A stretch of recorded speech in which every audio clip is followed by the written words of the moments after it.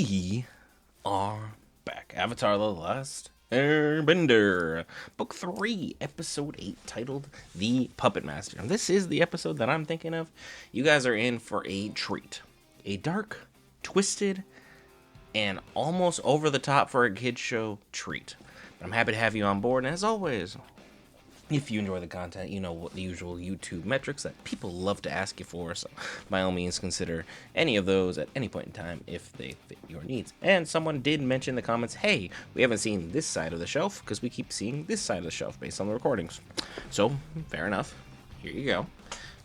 Lord of the Rings, Star Wars, and Dragon Ball Z.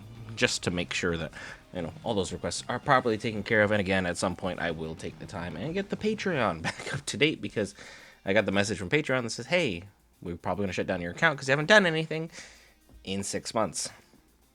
So I need to fix that for y'all, so you have stuff to go check out on over there. But as always, without further ado, let's do further and let's engage.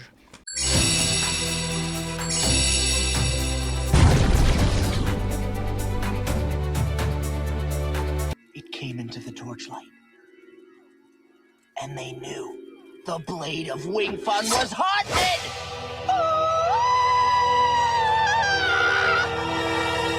Yep, I'm gonna stop you there, Sokka. Scary stories when I was a kid always screwed me up. Always. No matter how stupid, how bad, how logically inaccurate it was, just how much interesting, stupid stuff would happen. Always fell for them. Now I just look at your story and go, wow, that was pathetic. Maybe should work on it. She was blue, like she was frozen. Mom ran outside for help, but when everyone came back, Nini was gone. Where'd she go? No one knows. Nini's house stands empty to this day, but sometimes people see smoke coming up from the chimney, like little Nini is still trying to get warm. I mean, could have happened, could not have happened.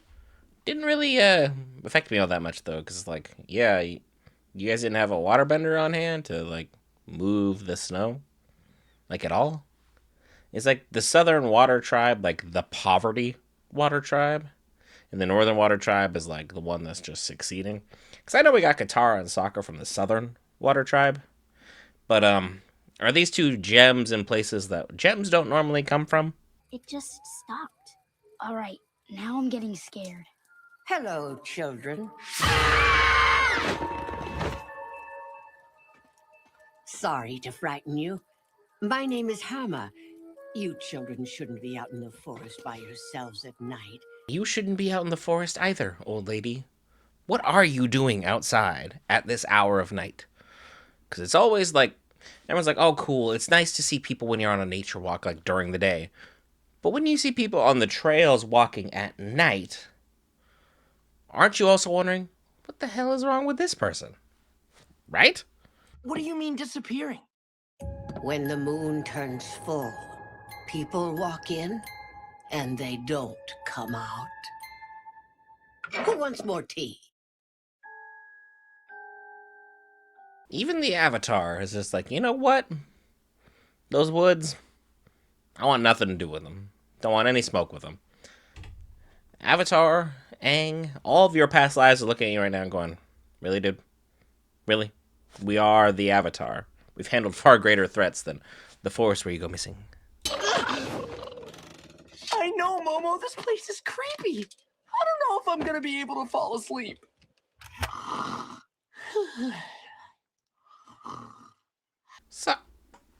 Sokka, how? What? You sleep down face first and snore with your cheeks up in the air? I don't really have a comment for that. Just, I wanted to draw attention to the absurdity of it all. That Mr. Yao seems to have a thing for you. Maybe we should go back and see if he'll give us some free Komodo sausages. You would have me use my feminine charms to take advantage of that poor man? I think you and I are going to get along swimmingly. There be simps everywhere, man. There'll be simps everywhere. I just have to run a couple more errands. I'll be back in a little while. This is a mysterious little town you have here. Mysterious town for mysterious children. Did I just get punked by a granny? So I'm not saying that's impossible, because there's some grandmas out there that just... They got the hands, whether verbal or physical. Don't mess with them. But did we just get punked by a granny with the Avatar, Sokka, Toph, and Katara? That's crazy. We could be home any minute. Sokka, you're gonna get us all in trouble. And this is just plain rude. I'm not finished yet. Come on! Okay, that's pretty creepy. Okay, I mean, look, we had puppeteers. Well, puppets, I should say, not puppeteers. We had puppets literally fall out of a closet. And this episode is titled The Puppeteer, or something equivalent to it. And, she's throwing us weird vibes. Is she gonna be the problem? I think she's gonna be the problem this episode. Come on, come on! This isn't as easy as it looks. Guys, I don't know about this. This is crazy. I'm leaving. Suit yourself. Do it, Toph. I'll tell you what's in the box. Considering Toph can feel people walk with her feet, how did this lady not only get home, close the door, come all the way up to the second story, and then go up to the third story where we're at, without anybody detecting a peep? I get she was focused on this lock, but she's never had her sensor turned off, because she can sense people when she's sleeping. This lady is something else. An old comb? It's my greatest treasure. It's the last thing I own from growing up in the Southern Water Tribe. The Southern Water Tribe. You said Southern, right? Oh no. Is this old Grand's story come home to roost? Oh no, this was Katara's mother's story. Oh no. Oh no, no, no. You're a waterbender. I've never met another waterbender from our tribe. That's because the Fire Nation wiped them all out. Yeah, that checks out. War crimes. Fire Nation style. You got something that we don't approve of? War crimes. Fire Nation. Not good. We did our best to hold them off, but our numbers dwindled as the raids continued.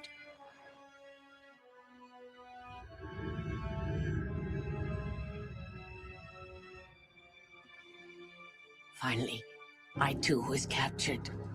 I mean, if you were the last one standing, that probably means you were the best, which means probably the most dangerous. And the fact you have now lived relatively free in the Fire Nation for this long, you either have some serious intel on them, or you did something seriously dark. I'm gonna go with option 2, because you don't just break away from the Fire Nation, they let you live in peace. It has to be the second option. It's an honor. You're a hero. I never thought I'd meet another Southern waterbender. I'd like to teach you what I know so you can carry on the Southern tradition when I'm gone. Yes. Yes, of course. To learn about my heritage, it would mean everything to me. Honorable as that may seem, what's the catch? There has to be something to your style, specifically, that's allowed you to not only escape, but survive this long. What is it? You've got to keep an open mind, Katara. There's water in places you never think about. Where'd she pull that from? Did she, like, manipulate the water within her blood to do that? 'Cause I don't know where else you'd get that. Maybe the moon spirit just turned mean. The moon spirit is a gentle, loving lady. She rules the sky with compassion and lunar goodness. Yeah, you shouldn't hit that button. That's one of Sokka's buttons, and rightfully so. He had a whole relationship / affair with the moon because Sokka. I mean, he's a backbender. I don't know what to tell you. You can take it even further.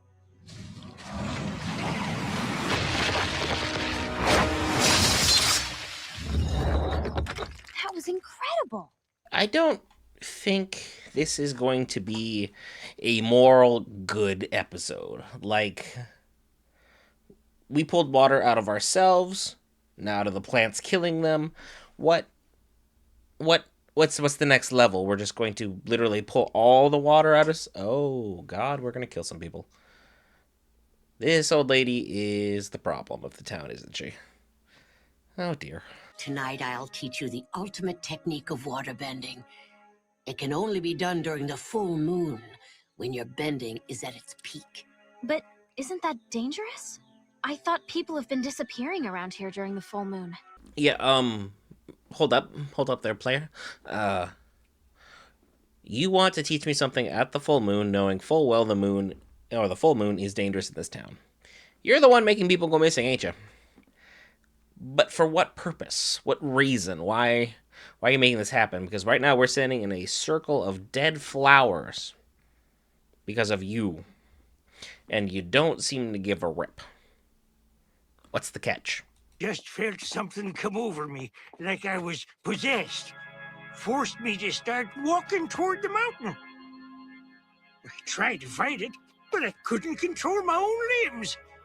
It just about had me into a cave up there, and I looked up at the moon for what I thought would be my last glimpse of light. But then the sun started to rise, and I got control of myself again. So the full moon caused whoever it was to be powerful enough to control you and your entire body to go up this mountain and go in this creepy dark cave. And people are going missing. I'm assuming Katara's waterbending instructor, at the height of the power of the full moon, is the one making people go to the mountain. What's happening in that cave, I'm sure, is some kind of revenge for what happened when her and her fellow waterbenders were stolen, that she's been doing for decades. This is going to go for a extra dark turn, but I am super intrigued. Let's continue. For generations, it has blessed waterbenders with its glow, allowing us to do incredible things. I've never felt more alive. Katara, there are giant crimson red flags that should kind of have alluded to, or at least warn you, that you need to be away from this old lady. Like, I get you have a bad history with bad people. Jet. Potentially Zuko, if that had gone on longer than maybe 10 more minutes. And now this old lady. Maybe at a certain point we have to be like, we're just not a good judge of character, and we fall into the Sansa Stark role of, if there's going to be a bad person around us, we're going to be there. We're going to be there if there's a bad person nearby. It's just our fate. And boy, does it suck. Saved! I didn't know that spirits made prisons like this. Who brought you here? It was no spirit. It was a witch. A witch? What do you mean? She seems like a normal old woman, but she controls people like some dark puppet master. Hama! And no one has yet put two and two together that, hey, she's with your sister. You should probably go and take control of that before Hama takes control of Katara. If she's led all of these people to die out here in the mountains, imagine what she's going to do with a prime and probably significantly better waterbender, Katara, under her puppeteering skills. World would be really gloomy real quick. There had to be something I could do to escape. Then I realized that where there is life, there is water. The rats that scurried across the floor of my cage were nothing more than skins filled with liquid, and I passed years developing the skill that would lead to my escape. But okay. Not okay right now. Being trapped as a prisoner inside of your own body while you're being forced to do all these other activities, regardless of what your will or intent truly is probably one of the most horrifying things ever have happened. And I'm not excusing what happened to her, because the Fire Nation committed war crimes and atrocities, the likes of which we can only fathom if this is just what the show is willing to, like, go into. But maybe some of these villagers, and by maybe I mean definitely most of these villagers, had nothing to do with the war crimes that happened to you 60 years ago. Maybe we shouldn't pass down generational hate, let alone making people feel helpless in their own bodies. Definitely not right. And during the next full moon, I walked free for the first time in decades. My cell unlocked by the very guards assigned to keep me in. Once you perfect this technique, you can control anything or anyone. But to reach inside someone and control them? I don't know if I want that kind of power. I mean, that's because you're a good person, Katara, and you haven't experienced what she has. She may have been a good person once, but that person was beaten, suffocated, tortured, and just forcibly removed, like she forcibly removed people's wills. Hama has gone too far, and, well, I think you're just going to be a stepping stone on her path to, well, I don't know, for either further freedom or further suppression of the Fire Nation. Hard to say. Tried to wipe us out, our entire culture. Your mother. I know. Then you should understand what I'm talking about. We're the last waterbenders of the Southern Tribe. We have to fight these people whenever we can, wherever they are, with any means necessary. It's you. You're the one who's making people disappear during the full moons. Katara, are you slow? Respectfully, are you slow? You heard someone say, I'm a bloodbender and I can control people, and you didn't think, hey, that's immediately the person who's making everyone go missing. You thought, hey, there could be somebody else in this town making these things happen. Even though the way she referred to these people, you know, she meant it as negative a context as possible, that she does not view the Fire Nation as actual people, but more as just oppressors, abusers, war criminals, etc.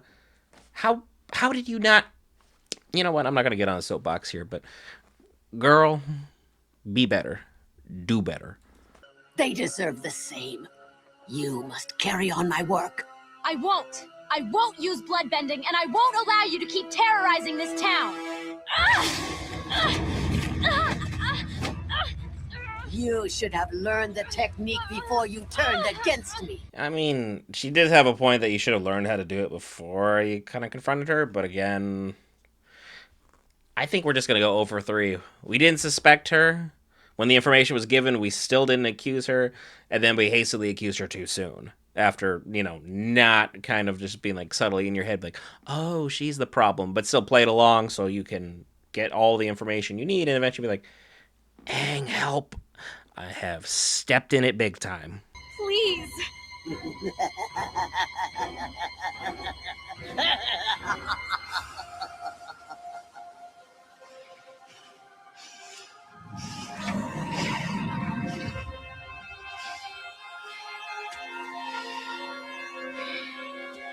You're not the only one who draws power from the moon. Cool as heck. But again, huge shout out for Katara here. Just kind of like, oh yeah, I'm a waterbender. It's a full moon. I'm younger than you. I'm more practiced than you. I've learned from masters who are better than you. I kind of know what I'm doing, so if you want to throw the hands, we can run that fade and see how it goes. Give up! You're outnumbered! No. You've outnumbered yourselves.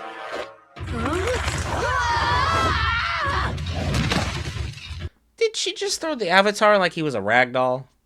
It's like, Aang, you and your ancestors are probably going to have a serious talk after this about how you're not carrying yourself with any decorum in which they can just be happy or be respected afterwards, because this old lady just hucked you like you were nothing, like a regular football. And don't let them hurt each other.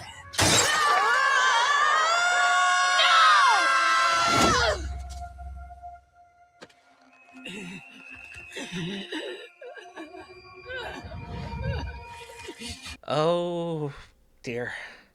Well, Guitar's crossed the line, but again, the line had been crossed long before her. She was just catching up. There was nothing else that could have been done.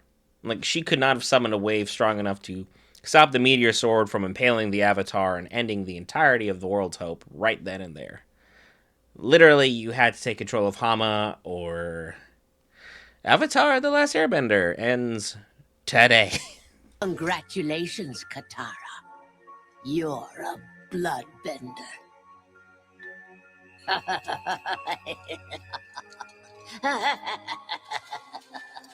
Yeah, I'm sympathizing with Katara now. That's not a way anyone should be instructed, educated, or brought up on any abilities, let alone one as dark as this one. The ability to remove people's free will entirely for your own personal benefit is heinous, dark, and twisted, as was the entirety of this episode. But this will come back to be vital information, I'm sure, because at some point Katara will have to bloodbend and be unhappy about it, and that's just going to have to be the way things are. Because there could be other ways of manipulating blood we haven't yet tapped into that we may kind of just have to. This is kind of where we went from like that kid show to where it like teeters on being an adult show. But it's walked that fine line its entire existence. And as always, throughout your entire existence here on this channel, hey, be sure to help out with the good old YouTube metrics, the thumbs up, the subscribe, any of that good stuff that other YouTubers ask for. As always, I've been the Sarcastic Geek, and I'll see y'all in the next episode.